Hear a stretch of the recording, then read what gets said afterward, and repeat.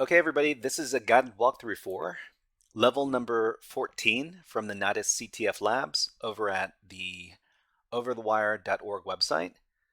Let's get into the action. So when we arrive at Natas level 14, we see here that we have a web application. We've got username and password. We don't know what the username and password we need to use to log in is. So we can type in tests, password test, log in, access denied. Okay, so the thing is that we have source code that we can look at, and when we take a look at the source code, we can take a look at the PHP code that was used to write the app. So we've got some PHP. So we know that this is PHP because we've got our special PHP tags over here. So bracket question mark PHP, and then to end the code, question mark bracket. What is going on here? So this is making a database request. So if array key exists, username request, then it's going to log into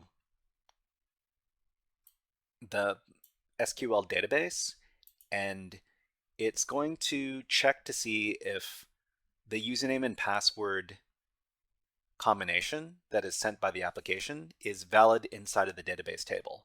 If it is, then it's going to echo successful login. The password for Natas 15 is something.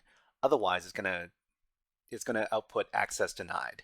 So let's talk about what exactly we're going to be doing to compromise the application in this case. So this is Natas level 14. We're doing SQL injection login bypass. So this application references a database. If the user input for the database username and password, if the user input for username and password matches an entry in the database, then the password is revealed. So there are no protections in this code against SQL injection, which means that we can input database commands through the user input. So whatever the user provides the application is injected directly into the SQL statement here. So the SQL statement, select star from usernames where username equals your user input. So this is very bad from a security standpoint. So there is a well-known SQL injection that returns a true statement. So the thing we have to understand about this code is that if the number of columns that is returned from whatever statement that we provide is greater than 0, basically looking up an entry in the database, then we're going to be able to see the password for the next level. What we need to do is we need to provide a true statement to the application in order to get any sort of entries from the statement and then get the password. Where are we? So there's a well-known SQL injection that returns a true statement. It makes use of the SQL OR keyword to create an artificial true statement. So the heavy lifting is being done by the OR keyword in this injection payload. What we do is we provide a true statement. In this case, 1 equals 1 is a true statement in SQL. And we're also going to provide these quotes here to close out the statement that is being done initially. And we're going to omit everything that comes afterwards in the statement with this code over here. Okay, so let's demonstrate what this looks like in our statement. So the statement is going to be select star from users where username equals nothing, because we put in this over here. So it's just going to be an empty string.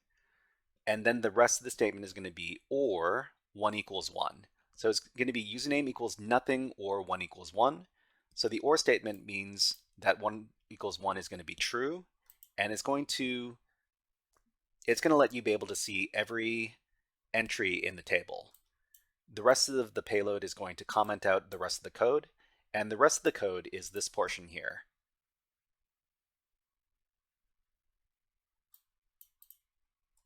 And password equals something something. So we're going to omit the password when we give the payload here.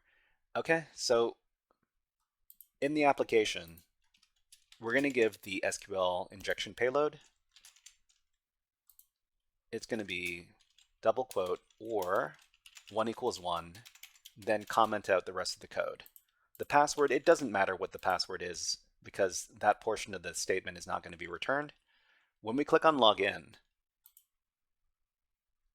it's going to log us in because we were able to create this true statement for the application. So successful login, the password for Natas 15 is this. So this is the password to the next level, and we're finished.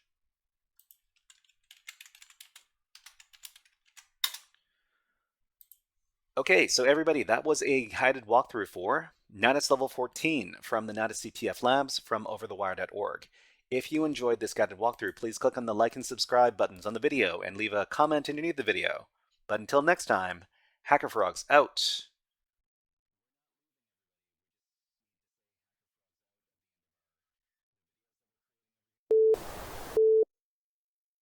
Hey there, HackerFrogs! Are you enjoying this workshop?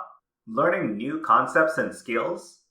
If so, there's a way you can support the channel, and it's totally free.